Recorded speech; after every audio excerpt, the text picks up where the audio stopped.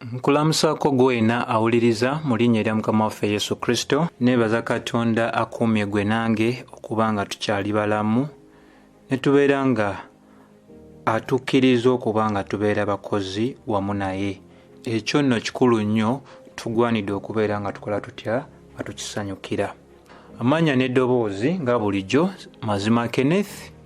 Olunaku lwe tugenda tutunuulira ku nsonga egamba oba eyitibwa kikkirizibwa okwogera amannya g'abantu abasomesa ebintu ebikontana n'ebyo ebiri mu Bayibuli, oba mu ngeri emu oba endala kya Bwakatonda okwogera amannya gaabo abagenda maaso n'okusomesa ebintu ebikontana n'ebyo ebisomesebwa. So awo nno we njagala tutambulire olunaku olwaleero nga tutunuulira ebintu eby'enjawulo. Njagala okugamba nti ssebo oba nnyabo ampuliriza, Bayibuli nnambulukufu ekimala etulagira ddala bw'otunuulira mu Timoseewo ekyokubiri essuula ey'okubiri olunyiriri 15 nti kitugwanidde okubeera nga tuli bakozi abasobola okweraga nga tukkiriziddwa mu maaso ga Katonda.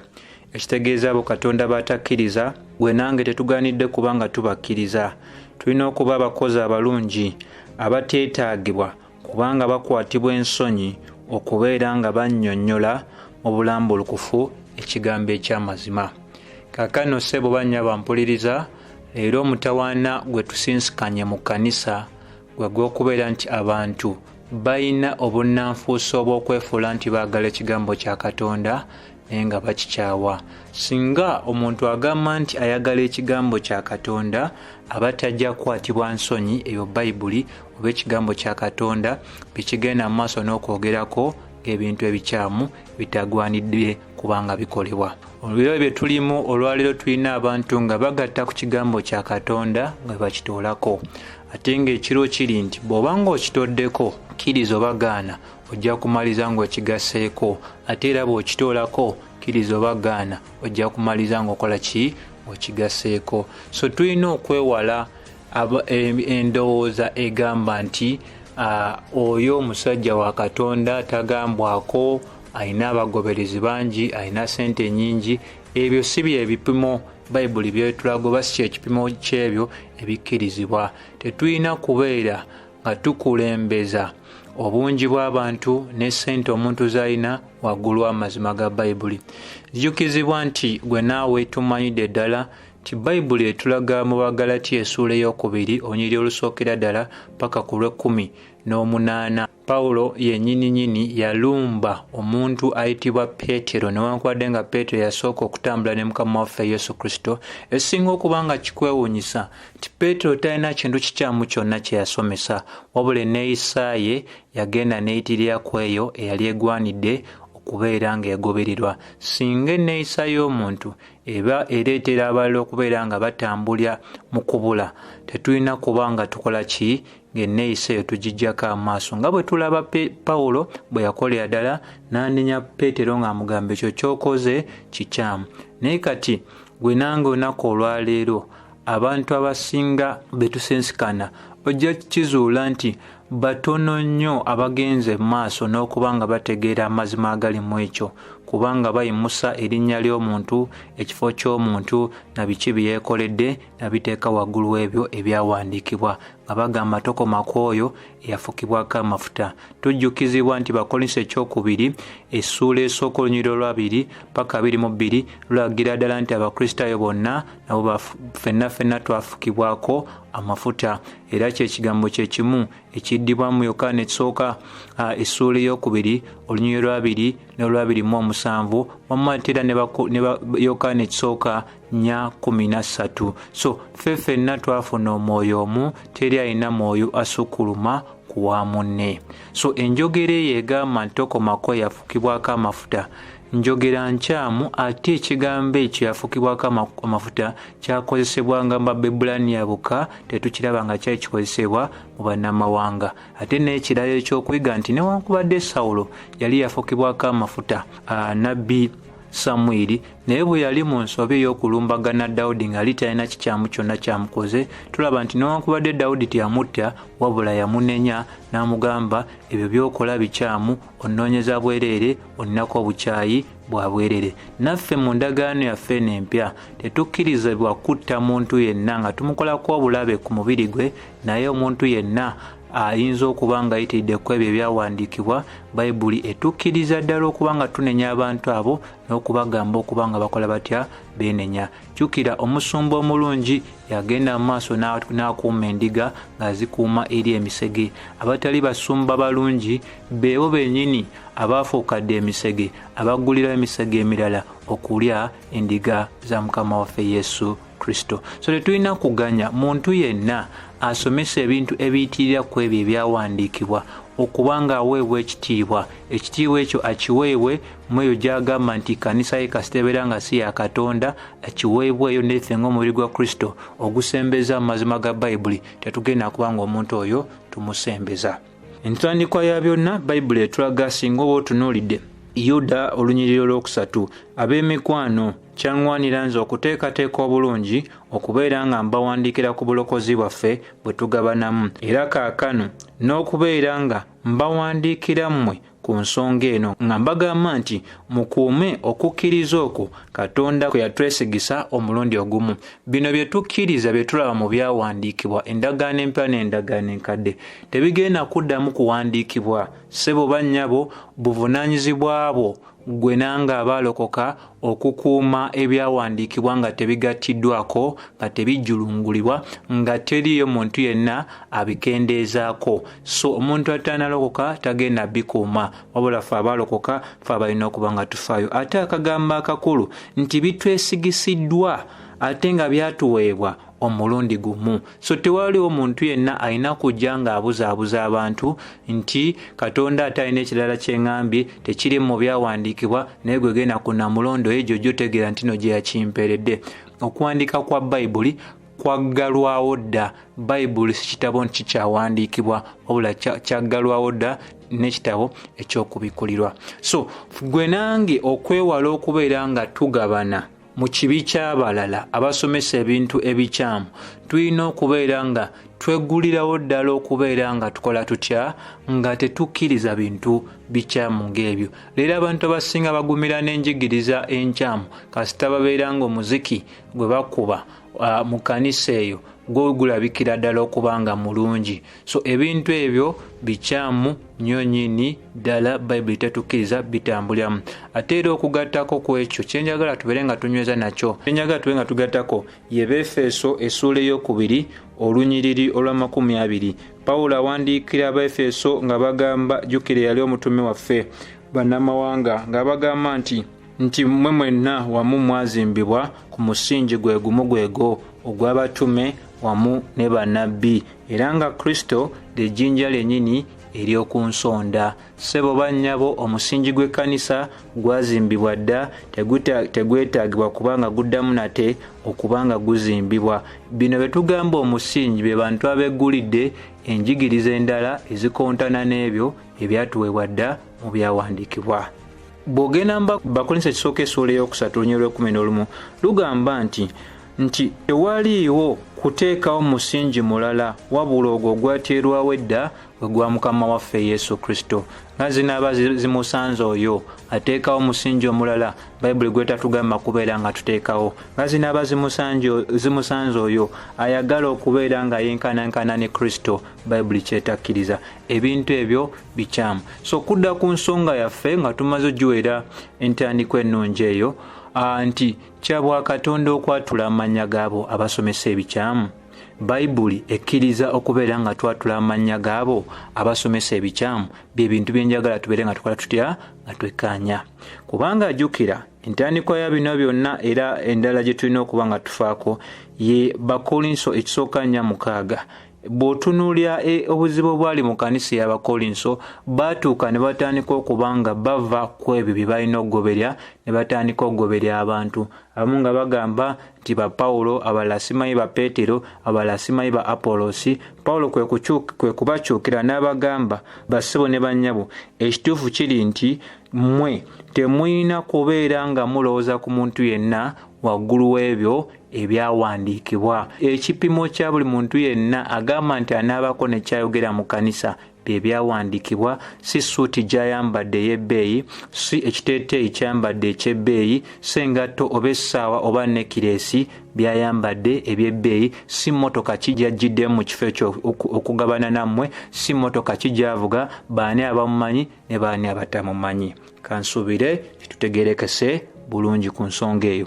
Ebyawandiikibwa bitulabula ku bantu ab'enjawulo abalina enjigiriza eyitirira ku ebyo ebyatuweebwa dda. Y'ensonga lwaki tuba naffe tulina kubeera bakalaba nga tetuganya bintu bikyamu kusomesebwa mu kanisa. Singa otunya Peetero ekyokubiri essuula ey'okubiri olusooka ddala lugamba nti ng'edda wabangayo bannabbi ab'obulimba mu Isirayiri, kaakano nammwe mumwe munaabamu abasomesa ab'obulimba. Abalabe b'ekkanisa abasookerwako bali munda mu kanisa, si wabweru wa kanisa. Wagamba nti oli mu kanisa nga tofaayo ku bintu ebikyamu ebisomesebwa, beera mu ngeri emu endala ngamba nti oyina obuzibu obukuliko oba oyina ky'otannaba kubanga okola ki ng'otegeera. Bayibuli egamba nti bajja genda mu maaso mu lukujjukujju nga basomesa ebintu eby'okubuuza, wamu ate n'okwegaana erinnya ery'oyo eyabagula, era nga beereetera okuba nga bazikirizibwa.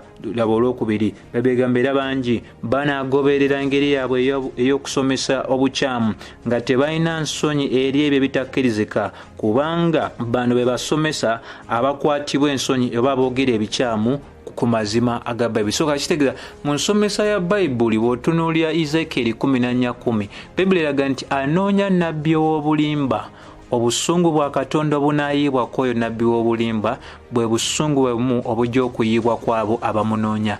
Abo bonna abaganye okweggulirawo enjigiriza eya nnamaddala eya Bayibuli nga egenze mu maaso n'okunnyonnyola obulungi batali kutoolako oba kugattako. Abantu abo beenoonyeza okuba nga bebafudde okubeera nga be baweereza baabwe, abantu abo kwe kulamula kwa Katonda eri oyo anoonya obulimba. Ojja kungamba ki Katonda tabajjawo, ensonga lwaki abaleseewo okubeera nga bafuukira ddala okulamula kwa Katonda olw'abo abataagala kuwulira. Pawulo yennyini naye yakkaatiriza ensonga y'emu mu bikolwa by'abatume nga atulabula mu ssuula ya 20 bwe tuba tugyegendereza olunyiriri lwa 28 yanyweza ensonga ye nga abagamba nti so mwekuume mmwe wamu n'abantu ba Katonda muliise era musumbe endiga za Katonda, muliise endiga za Katonda nga ye kanisa. Ssebo oba nnyaba mpuliriza, buli muntu yenna ayitibwa pasita. Omuntu oyo Bayibuli egamba aba afuuse mulabirizi kasita abeera ng'atendekeddwa buki bulungi. Era omulimu gwe omukulu gwe gw'okukuuma ekisibo kya Katonda. Jjukira ekkanisa si ya muntu yenna mulala wabula Katonda, kubanga yennyini eyagigula n'omusaayi gwe. Kati tulina kukwatibwa nsonyi abo aboogera eby'ensonyi, abo aboogera ebiyitira ku ebyo ebyawandiikibwa nga bagamba nti yatandika ekkanisa eri, yatandika ekyo kyagamba nti yatandika era yatandika ng'akiyita kike, era ekyo kike si kya Katonda. Wabula bwebanga ekkanisa ya Katonda, abakkiriza bonna tetugwanidde kubanga tubaliisa kirala, wabula tugwanidde kubanga tubaliisa ku kigambo kya Katonda owataliwo ngeri yonna yakwekkiriranya. Era n'agenda amaaso n'agamba mu 2:9 bikolwa by'abatume 2, mmanyidde ddala nti abasomesa ab'obulimba abalinga ng'emisege banajja mu masekkati gammwe era nga tebabeeko gwe basaasira. Leero tubiraba, atawaddeyo kino kigenda kutuukako. Leeta simanyi ensigo ye ey'okukkiriza, leeta ensigo ye ekuyingiza omwaka, ebimu ebyo by'okkumi biriwa, ekibereberye ekyo kiriwa, atabiwadde gw'omanyi, bonna batolina mukisa gw'omanyi okugenda mugeyeena kuko embeera ng'ezo. Olwasatu Bayibuli egamba nti era abantu abamu ku mmwe baneeyongera ogenda nga basomesa ebintu ebikyamu nga bagoloka okuva mu mmwe, ng'era bagenda mu maaso n'okubeera nga bakyusa amazima nga beenoonyeza abagoberezi. Leero ensonga y'okunoonya abagoberezi efuuse ensonga. Kati leero olabira ku leero kye bafudde nti omuntu oyo akozesebwa nnyo Katonda alina okubeera ng'alina abagoberezi nkumuliitu, ng'alina abagoberezi bangi. Kati ne babeera nga leero kye tulina bakulembeza obungi bw'abantu ne ssente omuntu z'alina waggulu ow'ensomesa eya Namaddala. Olira olinga agamba kati ennyonyi yange yakusatu gye naakagula, ennyonyi yange yakubiri gye naakagula, ennyonyi yange yakutaano gye naakagula. Abantu bonna bali mu kanisa obayambye otya abo boogamba nti nno b'osumba? Abo bonna bali mu kanisa bayambiddwa batya okuva mu mbeera ze balimu? So bintu byakunoonya abantu bangi kubeera nga bajja mu kyoyagala gwe ne mukazi wo ne famire yo ne mubutandika otambulya mu bulamu bwe mwali mwegombedda. Ekintu ekyo kikyamunyonyini ddala. So Pawulo alabudde wano nga Mukama waffe naye bwe yalabula mu Matayo essuula ey'omusanvu n'olw'ekkumi-n'etaano. So naye obuzibu n'ekirala ekiriwo nti ekkanisa yonna mu nsi yonna kati kino kifuuse kintu kya bulijjo. Tetutte ddaala lya kubeera nga eyigiriza abantu okubeera nga bakema ebyo ebisomesebwa omuntu. Nga te Bayibuli bw'oba otunuulidde Ebbulaniya 4:12 ekigambo eky'okukema kikozesebwa mu lunyiriro lw'e12 nga kitegeeza nno olina okubeera nga okebera omuntu kyagenze mu maaso n'okola ki n'okubeera nga akuyigiriza. Era tweyambisa kigambo kya Katonda okukema enjigiriza ey'omuntu yenna. Ensonga lwaki bw'otunira Basesonike 5 olunyiriro olwa 21-22 tugamba tulina okuba nga tukema ebintu byonna, era ensonga y'emu eri mu Yokaana essuula ey'okuna olunyiriro lusookera ddala. Mikwano mmwe mwenna abampuliriza kyenjagala obagamba nti Katonda atwetaagisa ffe ffenna okubeera nga tugenda mu maaso n'okugezesa ebintu n'okukema ebintu. Ate engeri y'okubeera nga tusobola okukema ebintu kwe kubeera nga naffe tunyweza enjigiriza eya Namaddala. Ekyo tukikola nga tugenda mu maaso n'okunyweza enkolagana yaffe ne Mukama waffe Yesu Kristo, nga tunyweza enkolagana yaffe ne Mukama waffe Yesu Kristo okuyita mu kigambo kye, ng'ate tugoberera ebyo byatugamba okukola nga Yokaana 14:21-23 bwerambika. Bafilipi essuula essookera ddala olunyiri olw'omwenda lutaanya nalwo ensonga enkulu etagwanidde kubanga eyisibwamu maaso. Bafilipi essuula esooka olunyiri olw'omwenda lugamba nti mbasabira mmwe okwagala kwammwe kweyongereyongere, ng'era mugenda mu maaso n'okukula mu kukema oba n'okukula mu kutegeera. So omuntu agamba nti alina okwagala kwa Katonda. Okwagala kwa Katonda kutambulirako kye tuyita okukema ekyo ekiba kibuuliddwa. Jjukira ekigambo kino okukema kitundu oba obuweereza obw'okukema kye kimu ku birabo Omwoyo Omutukuvu byagaba oba otulinde Bakolinso ekisooka essuula ey'e12. Ate n'ekirala okwagala bwe kubeera nga kibala kya Mwoyo Omutukuvu, era bwe kiba nga kibala kya Mwoyo Omutukuvu tekiriimu sitaani gw'okukema ebyo ebiyinza okuba nga biyitirira ku ebyo Omwoyo Omutukuvu byaluŋŋamya abatume okuwandiika. So singa tubeera nga tusaze okusirika busirisi eri ensonga ezigwanidde okuba nga zoogerwako, ekigambo kya Katonda kitulagira ddala nti tuli bantu ab'amalala. Ate jjukira okukema si kwa kyeyagale nti nze munange nze nasalawo butakikola. Bayibuli etugamba ffe ffenna tulina okikola, era atakikola tagenda kulimbibwa wabula yalimbibwa dda. So nga tunyweza ensonga zino kyenjagala nkugamba ennyabo oba ssebo ampuliriza, ensonga eno ey'okubeera nga tumenya amannya agaabo abasomesa ebikyamu, Bayibuli egittaanyiza ddala bulungi, era lwe lugendo lwendi okutwalako okubanga ensonga eno oginogaana bulungi. Bw'otunula Yokaana essuula y'omusanvu olunyiriro lwa 24 lugamba nti bw'oba weeyambisizza NIV nti mulekeraawo okulamula nga mutunuulira endabika ey'omuntu, wabula mulamule bulungi. Bayibuli tetugaana kukema. Waliwo oli agamba gwani okubeera nga okema muno, gwani akubeera nga osalira muno kino ne kino. So mu Luganda tebivaayo bulungi, naye mu Luzungu bagamba who are you to judge your friend. Naye Bayibuli etukkiriza okujajinga omuntu ekyo kyayogedde. Bayibuli etukkiriza okukema omuntu kyakola ki kyayogedde. Wabula waliwo enkema ennungi, waliwo n'enkema enkyamu. Enkema ennungi y'ey'okubeera nga tokema muntu kyayogedde lwa ndabika ye, mweru, muddugavu, muwanvu, mumpi, munene, mutono, mugagga, mwavu.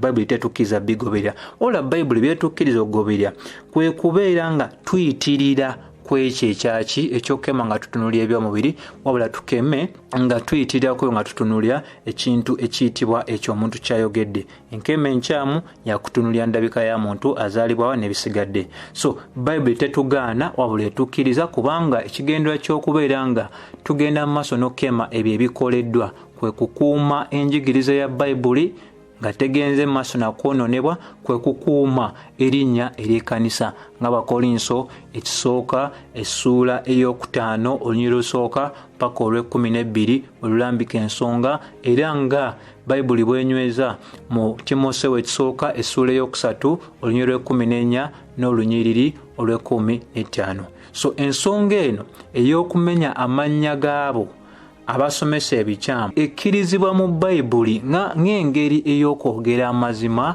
mu kwagala, kubanga kyenjagala otegeere ssebo bannya bampuliriza, engeri emu bwe mba nkwadde ekyokulabirako gwe nange gye tusobola okulagamu okwagala kwaffe eri abo abatannaba kulokoka, kwe kubanga ffe tetukwatibwa nsonyi nga tubabuulira enjiri, nga tubagamba nti bakole batya beenenye ebibi byabwe balokoke nga bakkiriza enjiri, nga Bakolinso ekisooka 15 olusooka paka olwokuna bwe lulambika ensonga.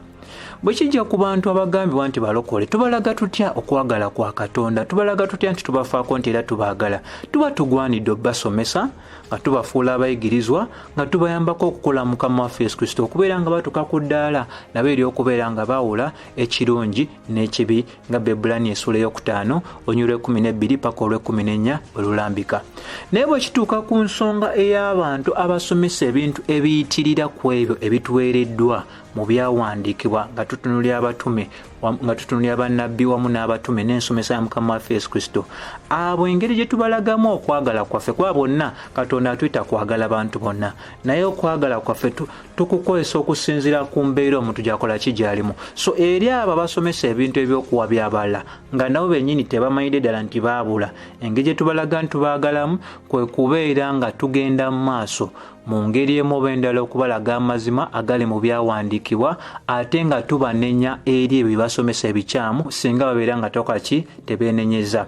Ebyawandiikibwa ebyenjalo bitulaga ensonga eno nti Bayibuli eginywereza ddala nti waliwo abantu abasomesa ebintu ebikyamu. Singa olaba Tito essuula esooka olunyiriri olw'omwenda lulambika ensonga nga lugamba nti nno gwe ogwanidde okunywereza ddala ensomesa eyo ey'amazima esomeseddwa, tetulina kyaki tugenda kusomesa wabula ekyo ekyasomesebwa edda, era nkuzaamu amaanyi okubeera nga onyweza okusomesa okutuufu wamu n'okuwakanya abo abagenda mu maaso okuwakanya ebyo ebyawandiikibwa. Bayibuli nambulukufu bulungi. Olunyiriri olw'e13 lugamba This saying is true, enjogera eno yannamaddala, therefore rebuke them, n'olw'ensonga banenyeze ddala balyoke babeere nga banywerera mu kukkiriza.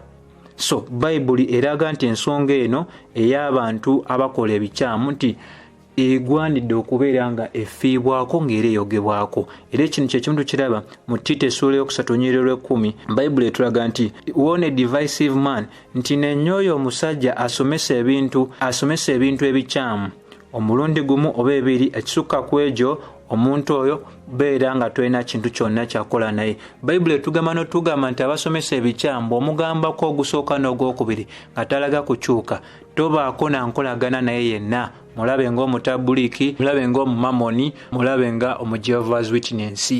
Bayibuli bwetyo bwenyweza ensonga. So ate era singa oba weeyambisiza Baluumi essuula ey'o16 olunyiriri olw'e17 lugamba I urge you brothers and sisters, mbagamba abooluganda, to watch out for those who cause divisions, okubeera nga mugenderera abo abaleeta enjawukana, and put obstacles in your way, era ne bateekawo ebiziyiza mu makubo gammwe, that are contrary to the teachings you have learned, nga bye basomesa byanjawulo ku ebyo bye mwayiga. Keep away from them. Bayibuli etugamba nti temubasemberera mubadduke buddusi. N'ekisinga okwensa Bayibuli betugamba okudduka ate ekkanisa bekola ki? Beyaniriza. Ebintu ebyo bikyamu nnyonyini ddala. Ensonga ey'okubeewala eddibwa mu Timoseewo ekyokubiri essuula ya 3 olunyiriri olw'okutaano wamu ne Yokaana ekyokubiri olunyiriri olw'e10. So mwebyo ebyogebwako mu Bayibuli bwemba otunulidde Bagalatiya essuula ey'okutaano onyiriro 12 ebyogerwako nga ebintu oba tugambe emirimu egirabika nga gya mubiri. Ekigambo eky'abantu abasomesa ebintu ebikyamu kirabikiramu ebyo ebikolwa eby'omubiri. So tetulina kulabikiramu mu bikolwa eby'omubiri nga tubisembeza. Mu nsomesa ya Bayibuli nakyo kye tugaanidde okuba nga tutegeera nti abasomesa ebintu ebikyamu be bokka balina obusobozi okuleeta enjawukana mu kanisa, naye abalwana abagezaako nga basobola okwekuumira mu ebyo ebyawandiikibwa tebaleeta njawukana mu kanisa nga Balomi 16:17 bwe yatulaze. Kyova olaba era Pawulo yayogera ng'agamba nti mu kanisa temubulemu abasomesa ebintu ebikyamu, olwo abasomesa ebikyamu balyoke bategeerebwa abo abasomesa biki ebyannamaddala oba agayitibwa amazima nga Bakolinso ekisooka 11:19 bwerambika ensonga. So abantu nga balina engeri gye batambuliramu, engeri y'okubeera nga engeri eyo etali nnungi, abagwanidde okubeera nga banenyezebwa era ne bagwanira okubeera nga n'amannya gaabwe gaggwanidde okubeera nga googerwa lwatu okulabula abakristaayo abala ku bo, be bantu abatagenda mu maaso n'okwekuumira mu kigambo kya Katonda nga ne baba balagiddwa amazima bagaana okubeera nga bava mu nsobi zaabwe. Mu ggwanga lyaffe tubalina bangi, mu mawanga ag'enjawulo gye bali bangi, naye ku lunaku luno sigenda kwogera mannya gaabwe, njagala nkulaga Bayibuli bimenya. Abantu abalina ebintu beenoonyeza okuba nga bafuuka batutumu nga banoonya ebifo nga bagenda mu maaso ng'enjogera ya bulijjo okwesoma n'okunyumya obunyumya emboozi ku butuuti ng'emboozi gye baleese terina kakwate n'ekyo ekisomesebwa mu Bayibuli. Abagezaako okuba nga balaga oba abeefuula nti bo balina ekyama oba okubikula okwenjalo kwe balina oba baafukibwako amafuta ag'enjalo nnyo okusinga abala, abo nabo bagwanidde okubeera nga amannya gaabwe gaatulwa mu lwatu ne balabulwa, abantu abalala ne balabulwa ku bo. Abagenda mu maaso n'okubeera nga bakuŋŋaanya ssente nnyingi okuva mu bakristaayo abanaku abatagenze mu maaso na kutendekebwa, ate ssente ezo ne bazeemalyako nga bagula amanyonyi, bagula amayumba, bagula amamotoka n'okwambaza bakyala baabwe n'ebintu eby'enjawulo. Abantu abo nabo balina okuba nga amannya gaabwe gaatulwa mu lwatu nga tulabula abalala ku bo. Be bantu be bamu abasabye abantu emu eby'ekkumi, endagaano empya byetasaba, be bantu bamu abagamba ensigo ye y'okukkiriza eriwa, ensigo ye kuyingiza omwaka eriwa, ekibereberye ekyo kyekiriwa. Be bantu be bamu abagamba nti bw'oba tomuwadde tolina kyogenda kufuna kuva eri Katonda, kati bo ne babeera nga yengeri gy'osobola okufunamu ebintu okuva eri ani Katonda. Abo bagenda mu maaso n'okubeera nga bagamba nti balina omwoyo omutukuvu nga bakuba ow'amaanyi ennyo nti nga bakuba abantu ebigo mu makanisa gaabwe, owatali bantu kubeera nga beekomako nga Bayibuli egamba nti ekimu ku bibala eby'omuntukuvu kwe kubeera ye self control oba kuba omuntu nga yeefuga. Ebyo abo nabo baba bagwanidde okubeera nga bakola batya nga bagenda mu maaso n'okwogerwako.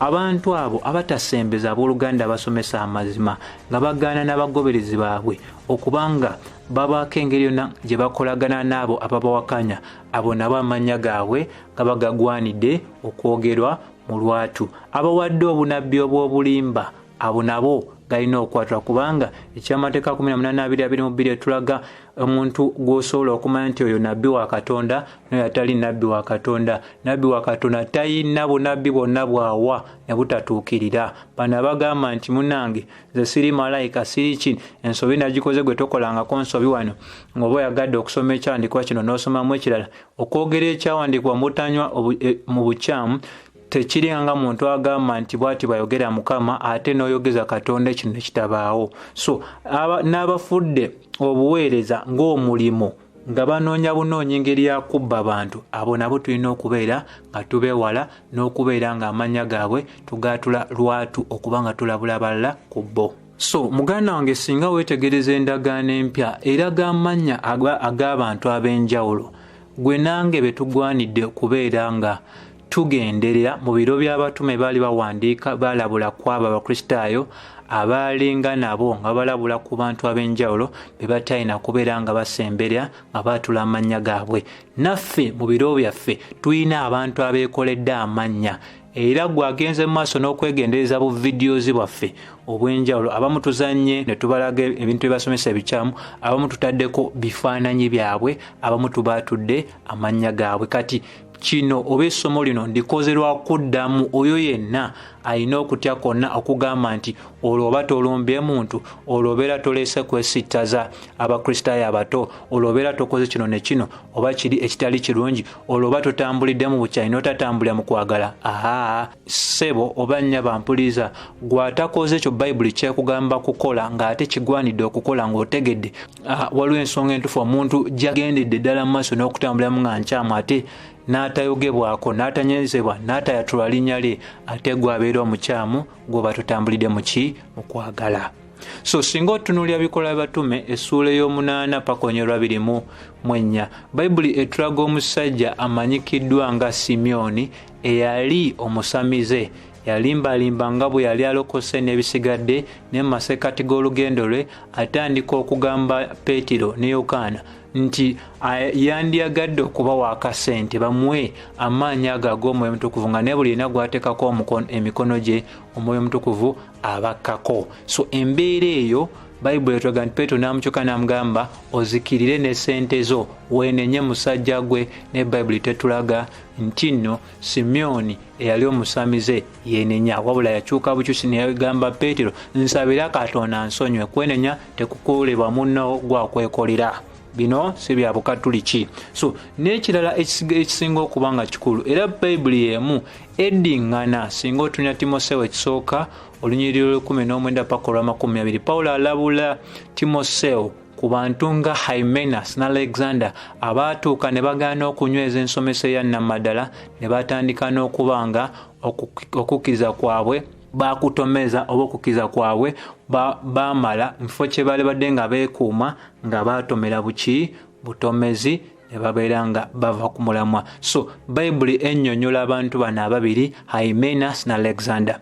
Era Bayibuli emu enyweza ne bw'obeera otunuulidde mu Timoseewo ekyokubiri essuula ey'okubiri 14 paka 15. Era Timoseewo alabulwa ku bantu abalina enjigiriza ng'eringa ng'eya kookolo kuli omubiri gwonna, omwali Hymenaeus wamu ne Felicitas. Pawulo amannya agaatula, Yesu amannya agaatula, Yokaana amannya agaatula, Peetero amannya agaatula, n'abasigadde amannya bagaatula mu ndagaano enkadde gye sitagenze kujja byakulabirako, wabula njagadde kwekomako olw'ebyekulabirako ebiri mu ndagaano empya. Ne Timoseewo ekyokubiri 4:14 paka 15, Pawulo alabula ku musajja ayitibwa Alexander the Coppersmith, n'agamba omusajja oyo yankola obubi bungi, Mukama amusasule. Olwo nawe twalaga njagala obagamba nga mbabulyako oyo omusajja okumwegendeza nti yagenda mu maaso n'okuba nga yeesimba oba nga agaana ebigambo byaffe okutuuka ewala. So Alexander the Coppersmith n'ayogerwako. So bino byakulabirako. Yokaana ekyokusatu, Bayibuli yogera ku musajja ayitibwa Diotrephes. Oyo ye bonna abatume basindikanga abantu ng'abagaana ng'ayagala kubeera nga bano boolya nti nze akulira obulokole, nze jjajja w'ekisa, nze jjajja w'obulokole wano mu Uganda, fe abaatandika obulokole wane. Abantu abalina enjogera ezo abatandise obubondobondo bakwegendereza era bakwatulwa. Abakristaayo bagende mu maaso n'okuba nga bakola batya? Nga babeegendereza. Bw'otunuulira mu kanisa eya Pergamos, Bayibuli eyogera ku mwami ayitibwa Balamu. Bayibuli ng'egamba nti Balamu yalina ensomesa etali nnungi, era bwe yogera ku nsomesa ya Balamu ekyo kyatuwa kyakwega nti tuba tulina okunoonyeza mu ndagaano enkadde ensomesa ya Balamu eri etya, newankubadde n'ekitabo ekyokubikulwa kiragira ddala ensomesa etali nnungi. So abantu boolaba nga balina enjigiriza ng'egwa mu kkowe erya Balamu, nabo bebamu ku bantu boolina okuba nga oyatuukiriza amannya gaabwe mu ndagaano eno empya ng'ogamba omuntu oyo mukyamu era tugwanidde okumwewala. Kubanga omuntu abanga yakola ekintu ekitakkirizibwa mu ndagaano enkadde ate n'addamu okwatula ne mu ndagaano empya, ekintu ekyo tuba tugwanidde okuba nga tukifaako, kubanga tukifaako ne tulema okuba nga tukiyisaako buyisa amaaso. So era Balamu oyo Peetero amunnyonnyo era amutulabulako mu Peetero ekyokubiri 2:15 ng'ensonga y'emu. Era singa oba ogenze ne mu kanisa eya Thayatira mu kitabo kya Kubikula essuula ey'okweronyera 2 Mukama waffe Yesu Kristo alabula ku mukyala ayitibwa Jezebeli. Jjukira Jezebeli akiikirira abaweereza bonna abalina ensomesa eziviiramu abantu okuba nga bakola batya nga babula. Leero muuli abantu abagamba ogwanya okutambula mu nsi ey'ebyamagero eby'amaanyi ennyo nga tokyafa ku mubiri gwo, tokyafa ku bikwetoolodde, ebyo byonna bikyamu, wabula ebintu bya kirogologo ebisaanidde okubeera nga tubyewala nga tebikkirizibwa mu kanisa. So kyova owulira nga bagamba nti simanye bawulira amaloboozi ag'enjawulo, simanye Katonda alina ebintu byayogera nabo abalala nga tebabiwulira, ebintu nto ebyo bikyamu. So muganda wange ssebo bannya bampuliriza, kyenjagala okugamba okusinziira ku nsomesa y'ebyawandiikibwa tewaaliwo kikyamu kyonna oba tewaaliwo kabi konna akali mu kubeera nga twatuukiriza oba twatula amannya gaabo abasomesa ebintu ebiyitirira ku ebyo Bayibuli byegamba tebigwanidde okuba nga bikolebwa. So singa omuntu asangibwa nga enneeyisa ye, ensomesa ye n'ebisigadde nga bigwa mu kkowe eri ebyo Bayibuli byetulaga nti tebigwanidde kubeera nga bisembezebwa, omuntu oyo aba alina okuba nga ayatuukirizibwa okubeera nga tuyamba abakristaayo abalala. So bwe tugenda mu maaso n'okumenya amannya gaabwe, waliwo ebintu eby'enjawulo ebirungi ebiva mu ekyo. Kimu ku byo kwe kubeera nga tukuuma ekkanisa eri emisege ejayingira dda mu kanisa mpola mpola mu kasirise ne giyingizaawo enjigiriza enkyamu ng'ebintu ebyenjawulo bye tumaze okuba nga tutunuulira. Era abagenda mu maaso n'obikola, Bayibuli etukkiriza okugenda mu maaso n'okola ki? N'okubanenya wamu ate era n'okubeera nga tubeewalira ddala olwo balyoke bakwatibwe ensonyi benenye amakubo gaabwe amakyamu. Naye singa abantu abo bagenda mu maaso n'okubeera nga bafuna omuntu abatuukirira, bafuna omuntu engeri yonna ey'okuweebwa amazima, ne bagaana okubeera nga amazima ago bagafuna mu kwagala, ne bagaana okwenenya, ne bagenda mu maaso n'okukola ebintu bye bimu ebibagambiddwa okuba nga tebabikola, Bayibuli etukkiriza okubeera nga abantu abo bagobebwa ne mu kanisa n'okuba nga tetuddamu bayita baluganda mu Kristo, kubanga omwoyo wa Katonda si mwoyo wa kubula wabula mwoyo wa mazima. Ensonga y'emu, omuntu yenna asomeseza ebintu ebikyamu mu lujjudde lw'abantu, omuntu oyo era aba agwanidde okunenyezebwa mu lujjudde lw'abantu. Tumukangavula mu lujjudde lw'abantu, ate era aba alina kwenenya mu lujjudde lw'abantu ng'agamba nti nasomesa ebikyamu. So kino tekiri kwabo bokka, wabula kyekyawandiikibwa Bayibuli kyetulaga mu Timoseewo ekisooka 5:2 paka 21. Era okumaliriza ekigambo ekyo, Pawulo awandiikira Timoseewo ng'amugamba bino mbikugambye mu maaso ga Mukama Katonda ffe ne Mukama waffe Yesu Kristo. Tokwatibwa nsonyi muntu yenna, tobaako oluuyi lwonna lwe weekubira, tolaga nti nno gw'osinga okwagala okuyitirira kw'oli, wabula kola ekintu nga bwe kigwanidde okuba nga kikolebwa. So n'olw'ensonga eyo, ssebo bannya bampuliriza, singa kakutanda n'otandika osomesa ebintu eby'ensonyi, ebintu ebiyitirira ku ebyo ebyawandiikibwa, nze ayogera, nze kamwa koogera, siri waggulu wa nsobi, ensobi nkyasobola ddala ozikola, era nsaba Katonda olw'ekisa kye ankuume nga nsobola okubeera nga nsigala nga ndi mwetowaze, nga bwe mba nkoze ensobi n'eŋŋambibwa n'enkyusa, ng'ate neewaayo n'okwagala okuyiga ebyo bye mba ŋŋwanidde okuyiga, kasabibeera nga tebikontana n'ebyo ebyakola bitya ebyawandiikibwa. Naye mwera mu ngeri emu njagala okugamba nti naye gwe bw'osalawo okubeera nga toli mwetowaze, n'olagibwa ensobi n'ogaana ogikyusa, n'obaako abalala abakutuukira ne bakulaga ebyo n'otakyusa, nze kamwa koogera nja kwogera erinnya lyo, nja kwogera obuweereza bwo n'ebisigadde, ate si nze nzekka wabula n'abakristaayo abalala abategedde amaki amazima. Tufune ekitono naye nga kiri mu Katonda, tufune kitono naye nga tetulimbye bantu kubadeekadeeka, kwefuula abatutumu, kwefuula ebitaliiyo. Katonda agala abantu abawombeefu, abantu abagala okuyiga, abantu abakola ensobi ne bategeera eyo nsobi ne bakyuka ne bagivaamu. So gwe yenna abadde awuliza, njagala okugamba tekiriimu sitaani okwatuukiriza amannya gaabo abasomesa ebikyamu leero, jjo n'ennaku zonna ez'enjawulo nga bagenda mu maaso n'okukola ebintu bye bimu. mu ggwanga lyaffe bangi nnyo nyini ddala era gwagenze maaso n'okulya obutambi bwaffe abamu badde boogerwa abamu ne tuzanya n'obubaka bwabwe ne tukulaga obukyamu buli wamu ebyo bye basomesezza. So tubeere nga tuli bantu abasobola okukyuka singa tuba tuweereddwa akadde akakyuka, ate tosomesa kintu nga tokiwadde budde bumala. Weebuuzeeko ne ku balala boyinza okuba nga olowooza nti bakusingako, okubeera nga okubaganya ebirowoozo nabo. Tusiriikire Bayibuli eba esiriikiridde, twogere nga Bayibuli eyogedde, bwe bateyogedde sirika, kubanga ate n'omanyiza n'owanika ekintu ku YouTube, n'owanika ekintu ki tokiwadde budde bumala, bivaamu obuzibu. Singa nze ayogera ntegeera nti kyenawanika kikyamu. Mu ngeri emu oba endala nja kijjayo ku mutimbagano ne mekirekayo, ate nenenyeze abo bensobola okuba nga nkola ki nenenyeza. Saagala kusukka wano wabula ebyokulabirako bingi nnyo nyini ddala ne mu ndagaano enkadde, era nawe ng'ogenda mu maaso n'okwekkaanya ebyawandiikibwa ojja kuzuula ensonga endala nnyingi nnyo nyini ddala. Oli wa mukisa bw'obanga olina ky'oyagala otugamba kyonna kuba ku ssimu eno omanga noti 773 nziramu noti 773 oba n'ekirala osobola ogenda ku YouTube channel yaffe eyitibwa Kenneth Mazima. Bw'ogigendako obubaka gye buli bungi mu lulimi Oluganda n'olulimi Oluzungu wamu ate era n'obuvunule nga bujja genda mu maaso n'okuba nga bukuyamba ogenda mu maaso n'okula n'okwekkaanya ensonga ez'enjawulo. Mukama ow'ekisa tusaba emirembe gye gyongere okubeera wamu naffe ffenna, emirembe gitagwawo. Amina.